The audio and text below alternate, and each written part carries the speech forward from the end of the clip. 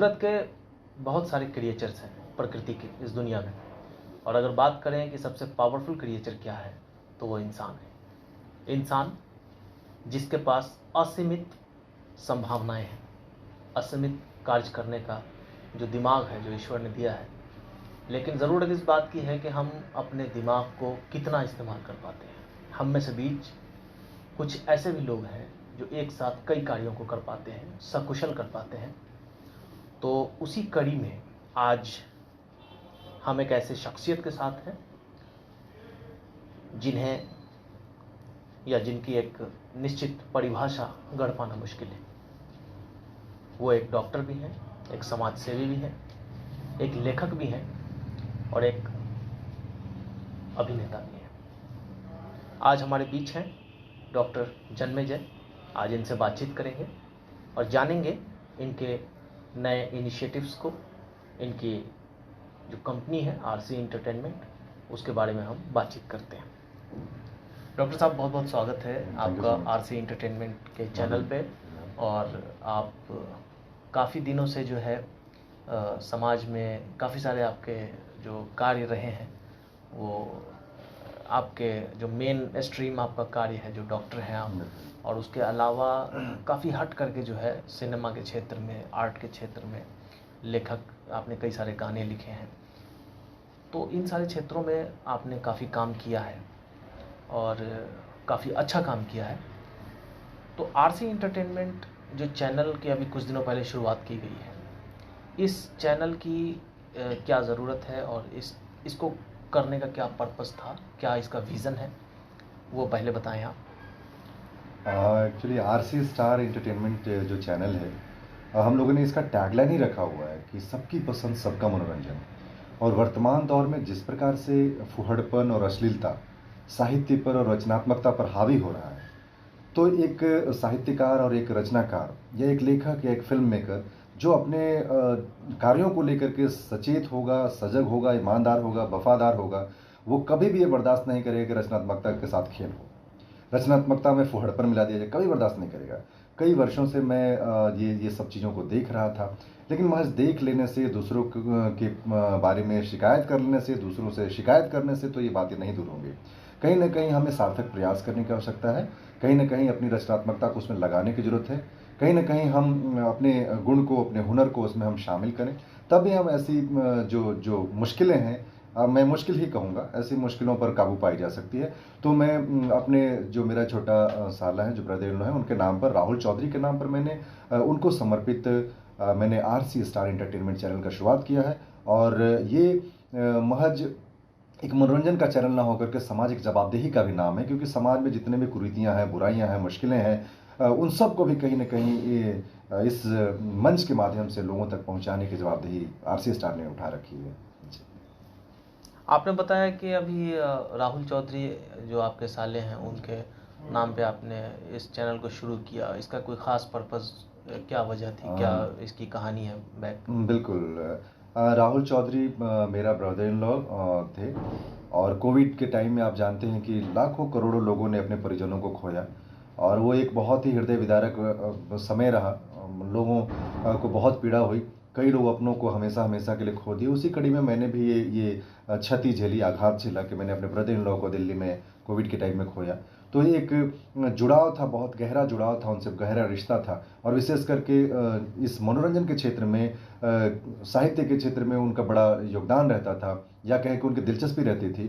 तो इसी बातों को ध्यान में रखते हुए मैंने उनको समर्पित करते हुए मैंने इस चैनल का नाम जो है आरसी स्टार रखा, राहुल चौधरी स्टार एंटरटेनमेंट। क्योंकि हमारे लोग जो हमसे बिछड़ जाते हैं, वो कहीं ना कहीं तारों में विलीन हो जाते हैं, और वो हमें प्रेरित करते रहते हैं कि हमें बेहतरी की दिशा में हमेशा बढ़ते रहना चाहिए। तो मैंने अपने ब्रदर इन लोग को डेडिकेट किया है, उनके प्रति मेरा सम्मान है, छोटा सा उनसे जुड़ाव प्रकट करने की मैंने कोशिश की है। बहुत अच्छा है।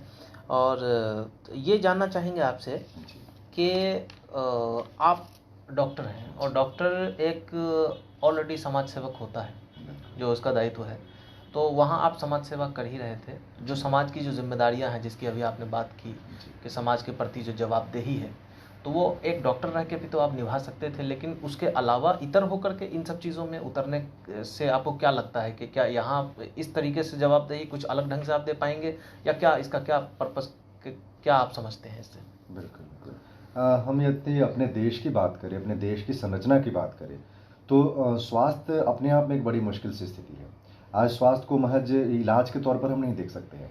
स्वास्थ्य से संबंधित इतनी जागरूकता की आवश्यकता है लोगों के बीच में। स्वास्थ्य क्या है, स्वास्थ्य कैसे खराब होता है, स्वास्थ्य खराब होने पर क्या करना है, हमें स्वस्थ रहने के लिए कितना प्रयास करना है, कौन कौन से उपाय अपनाने हैं, इन तमाम बातों को एक चिकित्सक के रूप में एक बंद कमरे में बैठ करके हम उस तरीके से लोगों तक नहीं पहुंचा सकते हैं जिस प्रकार से हम एक समाज सेवी बन करके, जिस प्रकार से हम एक एक्टिविस्ट बन करके हम ग्राउंड पर उतार सकते थे।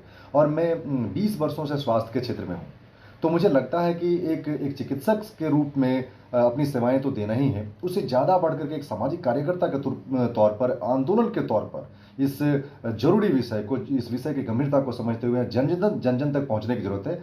और पहुंच बनाने के लिए जरूरी है कि हम एक चिकित्सक के रूप में तो हम अपनी बातें रखें, एक कलाकार के रूप में, एक साहित्यकार के रूप में, एक रचनाकार के रूप में, एक कवि के रूप में, एक फिल्म मेकर के रूप में यदि हम इस तरीके से लोगों के बीच में पहुंचते हैं तो हमारी बातें जो बहुत मुश्किल हैं, गहरी हैं, विज्ञान से जुड़ी हुई हैं, बहुत सरलता और सहजता से आम लोगों तक पहुंचती है।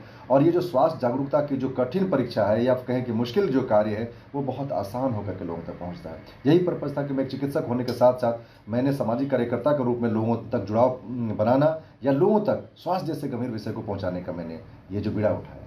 और मनोरंजन एक ऐसा भी साधन है बिल्कुल। जिससे कि बहुत आसानी से जो है लोगों को बहुत चीज़ें बिल्कुल। बताई जा सकती हैं। सही कहा आपने। मनोरंजन में, खेल खेल में लोग बड़े विषयों को, गंभीर विषयों को, संवेदनशील विषयों को जो लोग हैं समझ जाते हैं और फिर अपने जीवन में बदलाव के रूप में उसको देखते हैं। इसलिए जरूरी है कि हम मनोरंजन से जुड़ करके बदलाव की दिशा में बढ़े।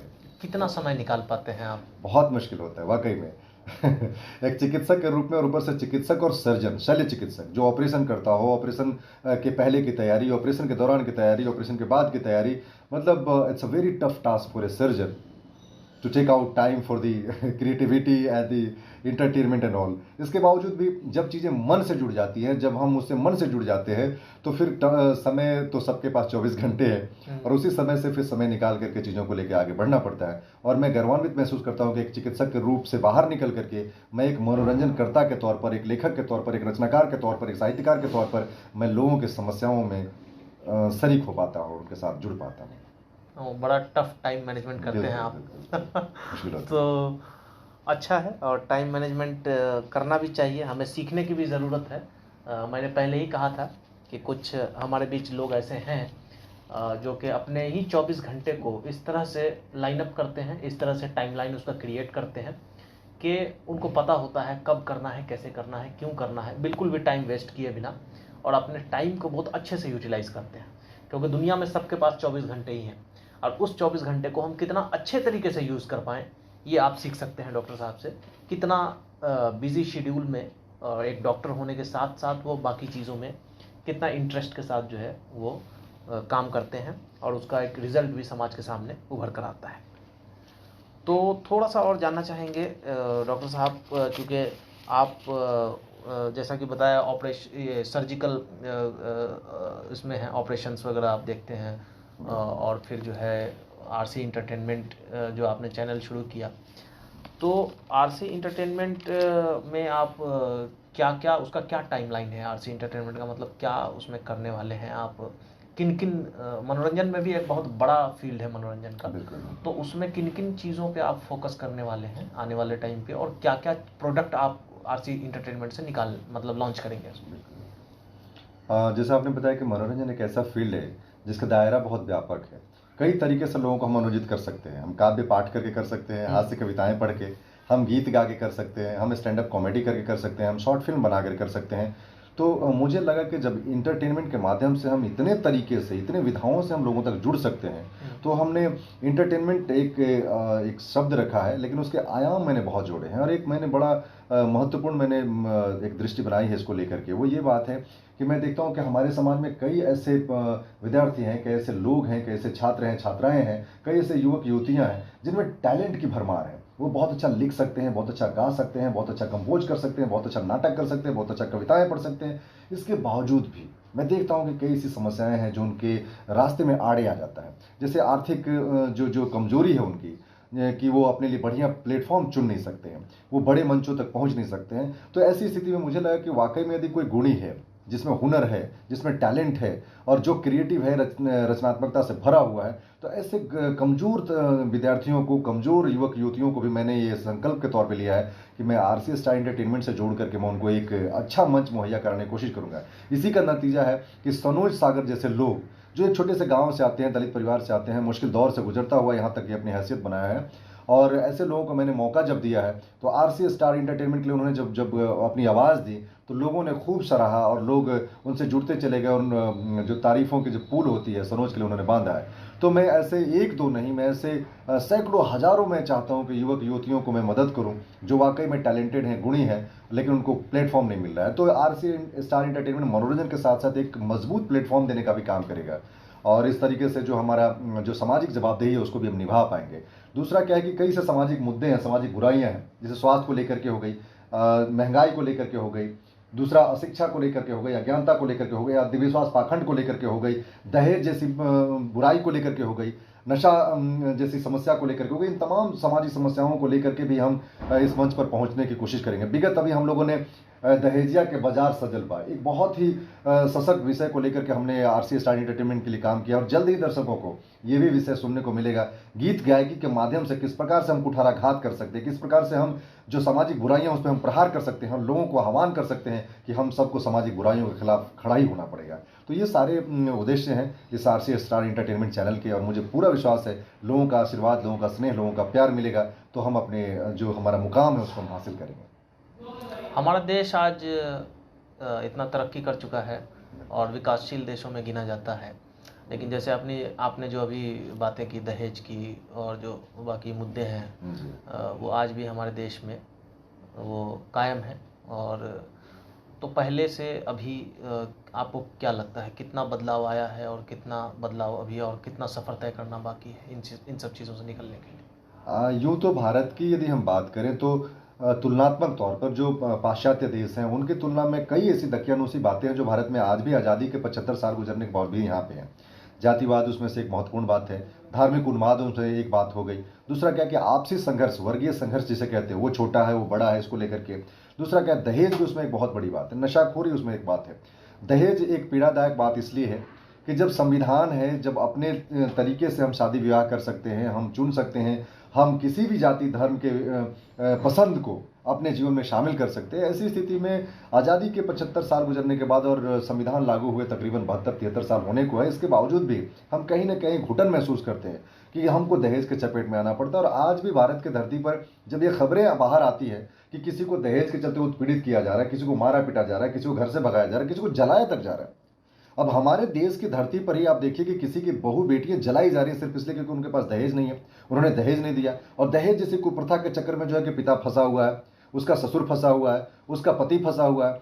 तो हम ऐसे कुचक्रों में जब तक फंसे रहेंगे, हम अपने बहू बेटियों का अपमान करते रहेंगे, उनको हम लज्जित करते रहेंगे, उनको हम बहिष्कृत करते रहेंगे और यहाँ तक उनको जलाते रहेंगे। तो ऐसे गंभीर विषयों को लेकर के समाज के सभी तबके को आगे आने की आवश्यकता है। यह तो हमें लगता है कि अभी हमें बहुत सफ़र तय करने की ज़रूरत है, बहुत दूर जाने की आवश्यकता है, और ये तभी संभव होगा जब आज के युवा ये संकल्पित हो जाए, गांठ बांध ले, प्रण कर ले, प्रतिज्ञा कर ले कि ऐसी बुराइयों को अपने समाज से उखाड़ फेंकेंगे। हर एक पिता, हर एक बहन, हर एक माँ जब ये संकल्प ले ले कि हमें समाज की ऐसी बुराइयों को, विशेष करके दहेज जैसी प्रथा को उखाड़ फेंकना पड़ेगा अपने घर से, अपने आंगन से, अपने समाज से, अपने प्रदेश से, अपने देश से, तो ये जो है कि एक जो चुनौती है सबके सामने, वो चुनौती भी खत्म होगा और हम सब एक ऐसे समाज में रहेंगे जहां दहेज जैसा जो चीज़ है वो एक्सटिंक्ट हुआ चीज़ या फिर विलुप्त हुआ चीज़ हमारे सामने निकल करके आएगा। डॉक्टर जन्मेजय, आपसे जानना चाहेंगे कि आपने तो MBBS की पढ़ाई की है, फिर MS किया आपने, और आपकी जो पढ़ाई लिखाई है वो सब, आप डॉक्टर हैं, उसके बैकग्राउंड में है सारा। तो ये जो आर्ट और सिनेमा का फील्ड है, यहाँ पर आपने मतलब क्या उसके साथ में इस तरह की कोई शिक्षा ली, या इसमें कोई ट्रेनिंग किया, या इसमें इतना सफ़र तय किया आपने, इसका एक्सपीरियंस कहाँ से लिया, कैसे किया इसको आपने, उसके बारे में थोड़ा बताएं आप।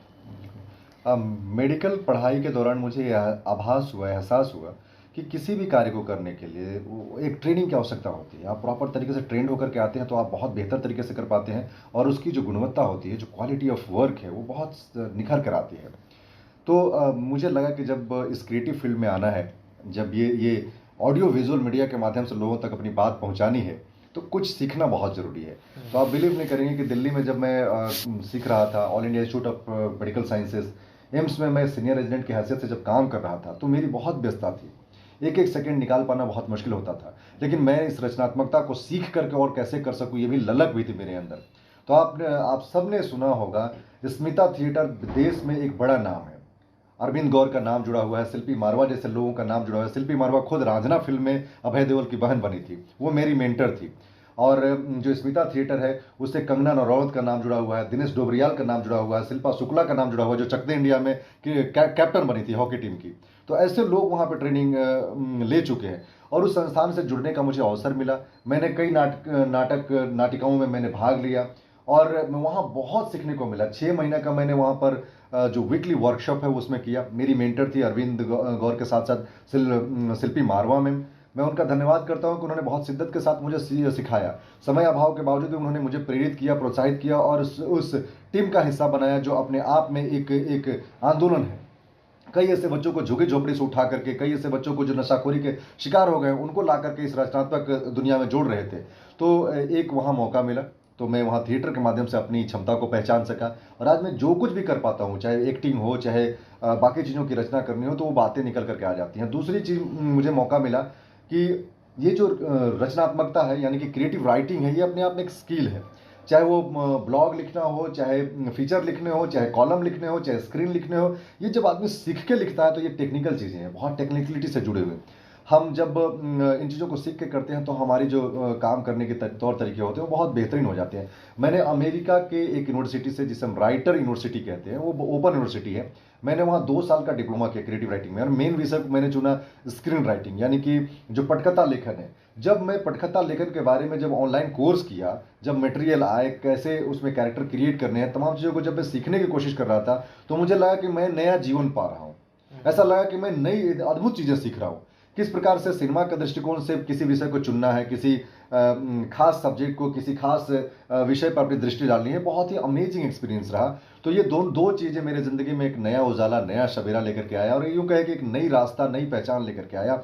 स्मिता थिएटर और राइटर यूनिवर्सिटी, यूएस बेस्ड ये यूनिवर्सिटी है, ओपन यूनिवर्सिटी है, ये दोनों मेरे जीवन में एक तरह से एक विशेष मार्ग प्रशस्त करने वाला हथियार बन करके आया। मैं शुक्रगुजार हूँ कि जिन लोगों ने भी इस रास्ते में मेरा सहयोग दिया, मेरा उत्साहवर्धन किया, मैं इस मंच से उन सभी का धन्यवाद ज्ञापन करना चाहता हूँ। और विशेष करके अरविंद गौर सर का और शिल्पी मारवा मैम का कि स्मिता थिएटर में मेरा हमेशा वेलकम किया। थिएटर से निकलने के बाद में जब दोबारा देखने गया नाटक तो उसमें भी उन्होंने मेरा बहुत स्वागत किया। तो एक बहुत ही उम्दा अनुभव रहा और बहुत चीज़ें सीखने को मिली जी। बढ़िया। तो देखा आप लोगों ने कि अभी हमने डॉक्टर साहब से बात किया और डॉक्टर जन्मेजय ने अपनी जो मेन स्ट्रीम की पढ़ाई है उसके साथ साथ जो है इन्होंने एक्स्ट्रा करिकुलर एक्टिविटीज़ जो हैं, आर्ट है, सिनेमा है, उसमें भी इन्होंने प्रोफेशनल डिग्री इन्होंने ली है, पढ़ाई उसकी जो की है, उसको सीखा है, उसको जाना है। तो हमें कोई भी किसी भी विधा में जब हमें काम करना होता है तो बहुत ही अच्छी बात कही इन्होंने कि उसके लिए जो है हमें उसकी जो गुणवत्ता है वो जब तक हम प्रोफेशनल उसमें अपना बिहेवियर नहीं रखेंगे, जब तक हम उसको सीखेंगे नहीं प्रॉपर, तब तक जो है उसमें एक अच्छी गुणवत्ता आ पाना मुश्किल है। तो हमें भी सीखना चाहिए। अगर हम अपना जो भी काम कर रहे हैं उसके साथ साथ ऐसा बिल्कुल भी नहीं है कि आप एक ही काम करें जीवन में, आप कई सारे विधाओं में जो है आप चीज़ें सीख सकते हैं, कर सकते हैं, बनिस्बत कि आपका इंटरेस्ट उसमें उतना होना चाहिए। आरसी स्टार एंटरटेनमेंट जो चैनल है उसका मकसद सिर्फ आप तक जो है वो एक गाना या एंटरटेनमेंट ही नहीं है, बल्कि उसके माध्यम से एक सामाजिक बदलाव की बात कर रहे हैं हम, और एक समाज के अंदर जो हमारी सोच है वो बदलनी चाहिए।